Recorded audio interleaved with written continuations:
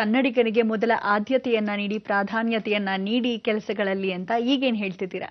ನಮ್ಮಲ್ಲಿ ಕನ್ನಡದವನಿಗೆ ಪ್ರಾಧಾನ್ಯತೆ ನೀಡೋದು ಅಲ್ಲದೆ ಕನ್ನಡದವನಿಗೆ ಅಂತಲ್ಲ, ಮೊದಲು ನಮ್ಮ ನಾಡು, ನಮ್ಮ ಸಂಸ್ಕೃತಿ, ನಮ್ಮವ್ರನ್ನ ಬೆಳೆಸಿ ಅಂತ, ತದನಂತರ ಬೇರೆಯವ್ರನ್ನ ಬೆಳೆಸಿ ಅಂತ.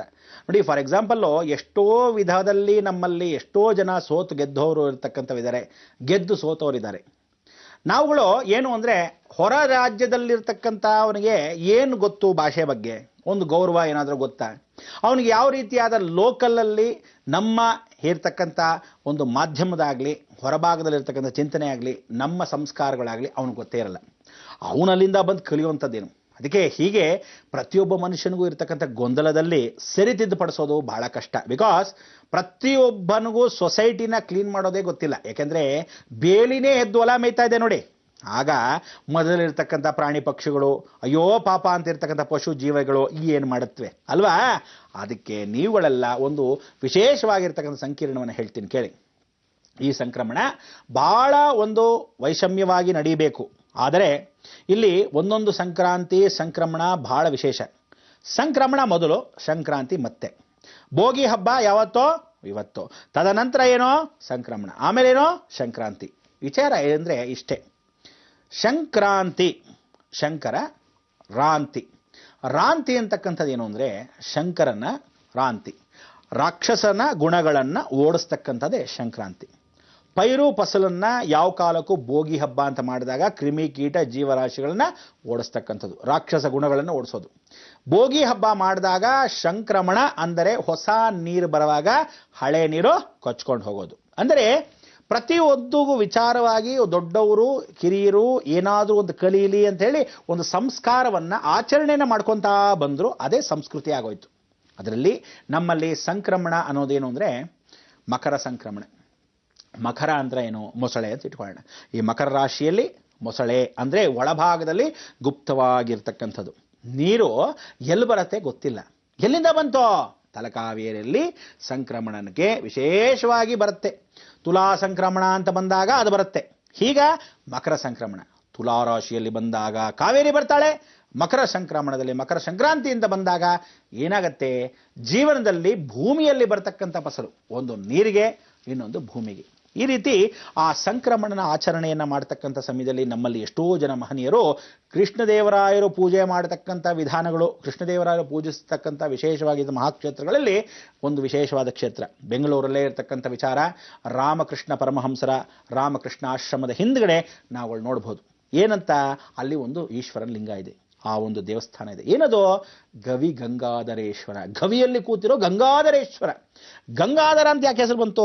ಜಲ 3 ಕಡೆ ಬರುತ್ತೆ. ಒಂದು ಕಾಶಿಯಿಂದ ಬರುತ್ತೆ, ಎರಡನೇದು ಕಾವೇರಿ ತೀರೆ ಗುಪ್ತೇನ ಗುಪ್ತ ಸ್ಥಿರವಾಗಿ ಬರ್ತಕ್ಕಂಥದ್ದು, ಮೂರನೇದಾಗಿ ಬರ್ತಕ್ಕಂಥದ್ದು ವಾರಣಾಸಿ ತೀರ್ಥ. ಅಂದರೆ ಕಾಶಿ ವಾರಣಾಸಿ ಅನ್ನೋದು ಒಂದೇ, ಆದರೆ 2 ತೀರ್ಥಗಳು ಒಂದು ಗಂಗಾ ಸ್ವರೂಪದಲ್ಲಿ ಬರುತ್ತೆ.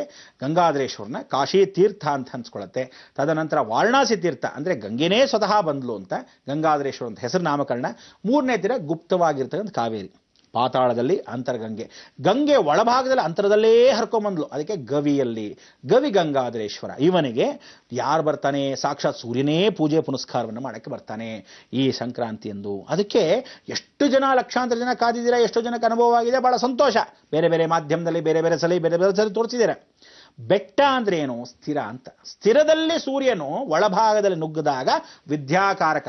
ಅದಕ್ಕೆ ವಿದ್ಯೆಯನ್ನು ಕೊಡ್ತಕ್ಕಂಥ ಬಂಡೆ, ನಿಮ್ಮ ಕಲ್ಲು ಬಂಡೆ ಇದ್ದಂಗಿದೆಯಲ್ಲ, ಒಳಭಾಗದಲ್ಲಿ ನುಗ್ಗಬೇಕು ಅಂತ ಹೇಳಿ ಆ ಬುದ್ಧಿನ ನುಗ್ಸೋ, ಮೊದ್ದಾಗಿ ಕುತ್ಕೋಬೇಡ ಅಂತ ತಲೆ ಕುಟ್ಕೋತಾರೆ ನೋಡಿ. ಹಾಗೆ ತಲೆ ಒಳಗೆ ಸೂರ್ಯನು ಮಿಂದಾಗ ನಮ್ಮಲ್ಲಿರ್ತಕ್ಕಂಥ ರಾಕ್ಷಸ ಗುಣಗಳು, ಸಂಕ್ರಾಂತಿ ರಾಂತಿ ಅಂತಕ್ಕಂಥ ರಾಕ್ಷಸನು ಅವನು ಪರಿವರ್ತನಾ ಸಂಹಾರವಾಗತಕ್ಕಂಥದ್ದೇ ಸಂಕ್ರಾಂತಿ. ಅದಕ್ಕೆ ಆ ರಾಕ್ಷಸ ಅಂದರೆ ಮಂದ ಬುದ್ಧಿಯನ್ನು ಓಡಿಸ್ತಕ್ಕಂಥ ಈ ಸಂಕ್ರಾಂತಿಯಂದು ಶಂಕರನೇ ಸ್ವತಃ ಓಡಿಸೋದ್ರಿಂದ ಆ ಸಂಕ್ರಾಂತಿನ ಆಚರಿಸಬೇಕು. ಪೈರಲ್ಲಿರ್ತಕ್ಕಂಥ ಗಿಡಮೂಲಿಕೆಗಳನ್ನೇ, ಪ್ರಾಣಿ ಪಕ್ಷಿಗಳನ್ನೆಲ್ಲ ಓಡಿಸ್ತಕ್ಕಂಥ ವಿಧಾನ, ಎಲ್ಲ ಪ್ರಾಣಿ ಪಕ್ಷಿಗಳನ್ನ ಸಂಹಾರವಾಗಿ ಇರ್ತಕ್ಕಂಥದನ್ನ ಕಾಪಾಡತಕ್ಕಂಥ ವಿಧಾನ, ಅದರಲ್ಲಿ ಗೋ ಸಂರಕ್ಷಣೆ ವಿಧಾನ, ಅದಾದ ಮೇಲೆ ನಮ್ಗಳ ಫಸಲನ್ನ, ಪೈರುಗಳನ್ನ, ಋಣಗಳನ್ನು ತೀರಿಸೋ ವಿಧಾನಗಳೇ ಇದೆಲ್ಲ ಹಬ್ಬಗಳ ಆಚರಣೆ. ಇದನ್ನ ಸೃಷ್ಟಿಯ ನಂತರ ಪೂಜೆ ಪುನಸ್ಕಾರ. ಸೃಷ್ಟಿಗೆ ಏನು ಹೇಳಿದೆ? ಹಾವನ್ನು ಓಡಿಸು, ಸಂರಕ್ಷಣೆ ಮಾಡ್ಕೋ. ಅದಾದ್ಮೇಲೆ ಸಂಕ್ರಾಂತಿಗೆ ಏನು ಮಾಡಿದೆ? ರಾಕ್ಷಸ ಗುಣಗಳನ್ನ ಓಡಿಸು, ಸಂರಕ್ಷಣೆ ಮಾಡ್ಕೋ. ಅಂದ್ರೆ ಮನುಷ್ಯನಿಗೆ ಒಂದು ಹಬ್ಬವನ್ನ ಮಾಡಿರೋ ಆಚರಣೆಗಳೆಲ್ಲ ಒಬ್ಬೊಬ್ಬರನ್ನ ಓಡಿಸಿ ಮನಸ್ಸಿನಲ್ಲಿ ಅರಿಷಡ್ವರ್ಗಳನ್ನ ಕಂಟ್ರೋಲ್. ಅದಕ್ಕೆ ಈ ಸಂಕ್ರಾಂತಿಯಲ್ಲಿ ಸಂಕ್ರಮಣ ಅನ್ನೋ ನಾಳೆ ದಿವಸ ನೀವು ಯಾವತ್ತು ತಿಳ್ಕೊಳ್ಳಿ, ಭಗವತಿ ಪೂಜೆಯನ್ನು ಮಾಡಬೇಕು ಅಂತ ಹೇಳಿದ್ವಿ. ಈ ಭಗವತಿ ಪೂಜೆಗೆ ನಾವುಗಳು ಮಕರ ಸಂಕ್ರಾಂತಿಯಲ್ಲಿ ವಿಶೇಷವಾಗಿ ಸ್ವಾಮಿಯೇ ಶರಣಮಯ್ಯಪ್ಪ ಅಂತಾರೆ.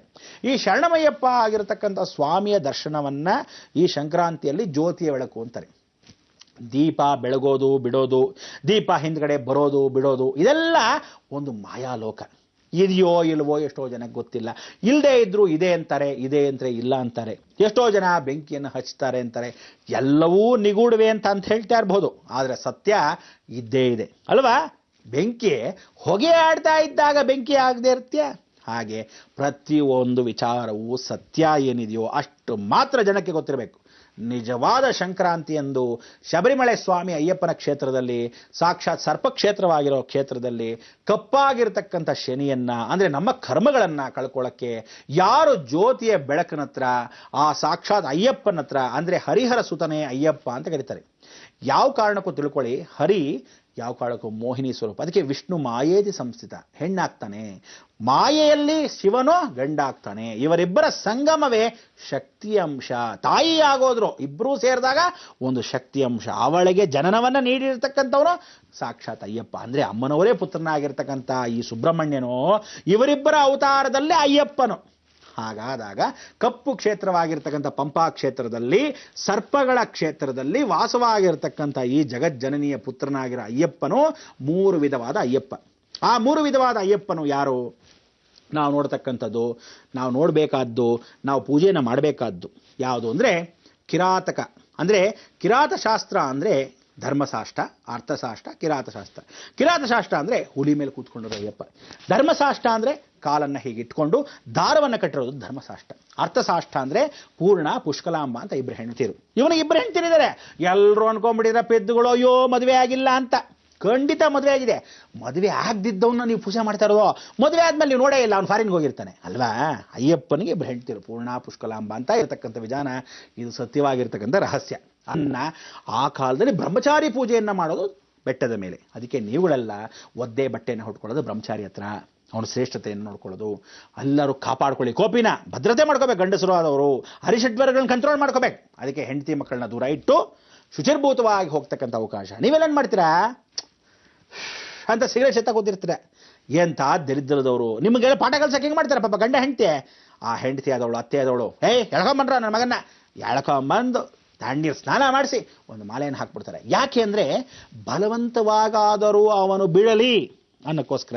ಹಾಗೆ ಅವನು ಅವತ್ತಿಂದ ಓಹೋ ಏನು ತುಂಬಾ ಸಾಚ ಇದ್ದಂಗೆ, ಕುಡಿಯಲ್ಲ, ಸಿಗರೇಟ್ ಸೇದಲ್ಲ, ಎಲ್ಲಿ ಹೊರಗಡೆ ತಲೆ ಎತ್ತು ನೋಡಲ್ಲ, ನಾನಾಯ್ತು ಸ್ವಾಮಿಯೇ ಶರಣಮಯ್ಯಪ್ಪ ಆಯ್ತು ಅಂತ ಹಿಂಗೆ ನಾಟಕ ಮಾಡ್ತಾನೆ. ಈ ಥರದ ಜನಗಳು ಎಲ್ಲೇ ಇದ್ರು, ಎಷ್ಟೇ ಮಾಡಿದ್ರು ಮೊಂಡು ಜನ್ಮಗಳು. ನಿಜವಾಗ್ಲೂ ಒಂದು ಅಯ್ಯಪ್ಪನ ಸ್ಮರಣೆ ಅಂದರೆ 48 ದಿವಸ ಮಂಡಲ ಮಾಡಬೇಕು. ಕೆಲವರು ನಾನು ನಾಳೆ ದಿವಸ ಹಾಕೊಂಡ್ಬಿಡ್ತೀನಿ ಮಾಲೆ, ಅವ್ನು ಹಾಕ್ತಿದ್ದಾನೆ, ಹಾಕೊಂಡ್ಬಿಟ್ಟು ಹೊರಟು ಬಿಡೋಣ. ಏನು ಇವ್ರು ತಾತನ ಮನೆ ಎಕ್ಸ್ಪ್ರೆಸ್ ಎಲ್ಲ ಫಾಸ್ಟ್ ಫುಡ್ಡಲ್ಲೇ ಆಗಬೇಕು ಇವ್ರುಗಳಿಗೆ. ನೋಡಿ, ನೀವು ಶಬರಿಮಲೆಗೆ ಹೋಗಬೇಕಾದ್ರೆ 48 ದಿವಸ ತಣ್ಣೀರಲ್ಲಿ ಸ್ನಾನ ಮಾಡೋದು. ಯಾಕೆ? ಈ ಮಕರ ಸಂಕ್ರಮಣದಲ್ಲಿ ಯಾರು ಈ ಚಳಿಗಾಲದಲ್ಲೂ ತಣ್ಣೀರನ್ನು ಮಾಡಿದ್ರೆ ನಿನ್ನ ಹರಿಷಡ್ವರ್ಗಳೆಲ್ಲ ಕಂಟ್ರೋಲ್. ಯಾತಕ್ಕೆ ಬರೀ ಕಾಲು ಅಂದರೆ ಬೆಟ್ಟವನ್ನು ಹತ್ತುವ ಸಮಯದಲ್ಲಿ ಬರೀ ಕಲ್ಲುಗಳು, ಶಾರ್ಪ್ ಕಲ್ಲುಗಳು, ಪಂಪಾ ಕ್ಷೇತ್ರದ ಶಾರ್ಪ್ ಕಲ್ಲುಗಳು. ಅದನ್ನು ತುಳಿಯಕ್ಕೆ ನಿನ್ನ ಕಾಲೇನಾಗಬೇಕು? ಗಟ್ಟಿ ಆಗಬೇಕು. ಯಾಕೆ ಆಗಬೇಕು? ಕಲ್ತರ ಆಗಬೇಕು. ಚುಚ್ಚಿದ್ರು ಅಯ್ಯೋ ಅಮ್ಮ ಅನ್ನಬಾರದು. ಅಭ್ಯಾಸವಾಗಬೇಕು. ರೋಡಲ್ಲಿ ನಡ್ಕೊಂಡು ಹೋಗಿ ಬರಿಗಾಲಲ್ಲಿ. ಆ ಅಭ್ಯಾಸಕ್ಕೆ ಆ ಕಾಲದಲ್ಲೇ ಟ್ರೈನಿಂಗ್ 48 ಡೇಸ್. ಆಗ ನಡ್ಕೊಂಡು ಹೋದಾಗ ಕಲ್ಲು ಮುಳ್ಳು ಕಾಲಕ್ಕೆ ಮೆತ್ತೈ. ಆಗ ಕಾಲಿಗೆ ಕಲ್ಲು ಮುಳ್ಳು ಚುಚ್ತಾ ಇದ್ರು ಏನೋ ಅನ್ಸಲ್ಲ. ರಟ್ಟಾದಂಗೆ ಆಗೋಗುತ್ತೆ ಕಾಲು. ತಣ್ಣೀರು ಸ್ನಾನ ಮಾಡ್ತಿರ್ತೀರಾ, ಕಾಲು ರಟ್ಟಾದಂಗೆ ಆಗತ್ತೆ. ಆವಾಗ ಒಂದು ಆದ್ಯ ಕರ್ತವ್ಯ. ಯಾಕೆ? ಕಾನ್ಸಂಟ್ರೇಷನ್. ಕಪ್ಪು ಡ್ರೆಸ್ಸು ವೈಟ್ ಆದರೆ ಮಿಂಚ್ತೀರಾ ಹೊರಗಡೆ ಭಾಗದಲ್ಲಿ. ನೀನು ಯಾರಿಗೂ ಕಾಣಬಾರ್ದು ಅಂತ ಕಪ್ಪು. ಕಪ್ಪು ಯಾವತ್ತೇನು ಮಾಡುತ್ತೆ? ಅಬ್ಸರ್ವೇಷನ್. ರಿಫ್ಲೆಕ್ಷನ್ ಅಲ್ಲ, ಅಬ್ಸರ್ವೇಷನ್. ಹೊರಗಡೆ ಇರ್ತಕ್ಕಂಥ ಶಕ್ತಿಗಳೆಲ್ಲ ನಿನ್ನಲ್ಲಿ ಅಬ್ಸರ್ವೇಷನ್ ಆಗುತ್ತೆ, ಕರ್ಮಗಳು. ಅದಕ್ಕೆ ಸುಬ್ರಹ್ಮಣ್ಯ ಕ್ಷೇತ್ರವಾಗಿರ್ತಕ್ಕಂಥ ಸರ್ಪಕ್ಷೇತ್ರ, ಅಲ್ಲಿ ಸುಬ್ರಹ್ಮಣ್ಯನೇ ಸ್ವತಃ ಕೂತಿರೋದ್ರಿಂದ ಧರ್ಮಶಾಸ್ತ್ರನ ಪ್ರತಿಷ್ಠಾಪನೆ ಮಾಡಿದ್ರು, ಕಿರಾತಶಾಸ್ತ್ರನ ಭೂಲೋಕದಲ್ಲಿ ಪ್ರತಿಷ್ಠಾಪನೆ ಮಾಡಿದ್ರು. ಅಲ್ಲಿರ್ತಕ್ಕಂಥ ಮಹಾರಾಜನ ಅವತ್ತು ಬರ್ತಕ್ಕಂಥ ಸತ್ಯವಾದ ಏನು ಅಂದರೆ ಬೆಂಕಿ ಬರುತ್ತೋ ಬಿಡುತ್ತೋ, ಜ್ಯೋತಿ ಬೆಳಗುತ್ತೋ ಬಿಡುತ್ತೋ, ಗರುಡ ಅಂತೂ ಬರೋದು ಸತ್ಯ. ಆದ್ದರಿಂದ ಈ ಸತ್ಯವಾಗಿರ್ತಕ್ಕಂಥ ವಾಕ್ಯಕ್ಕೆ ನೀವುಗಳೆಲ್ಲ ಆ ಸ್ವಾಮಿಯೇ ಶರಣಮಯ್ಯಪ್ಪನಿಗೆ ಯಾವ ಕಾಲಕ್ಕೂ ತಿಳ್ಕೊಳ್ಳಿ. ಫಾಸ್ಟ್ ಆಗಿ ಹೋಗೋದು, ತೆಂಗಿನಕಾಯಿ ಹೊಡೆಯೋದು, ಕೊಬ್ಬರಿ ಒಳಗೆ ತೆಂಗಿನಕಾಯಿ ಒಳಭಾಗದಲ್ಲಿ ರಂಧ್ರವನ್ನು ಮಾಡಿ ಆ ತುಪ್ಪವನ್ನು ಹಾಕೋದು, ಅದೆಲ್ಲ ಏನಕ್ಕೆ? ಇದೆಲ್ಲ ತಿಳ್ಕೊಳ್ಳೋಕ್ಕೆ ನೀವು ಬಹಳ ಶ್ರಮ ಪಡಬೇಕಾಗಿಲ್ಲ. ವಿಚಾರ ನಾನು ಶಾಸ್ತ್ರೋಕ್ತವಾಗಿ ತಿಳಿಸ್ಕೊಡ್ತೀನಿ ಹೇಗೆ ಎತ್ತ ಅನ್ನೋದು. ಅದಕ್ಕೆ ನೀವೇನು ಮಾಡಬೇಕು? ಮೇಡಮ್ ಅವ್ರ ಕೆಲಸ ಕೊಟ್ಬಿಡೋಣ.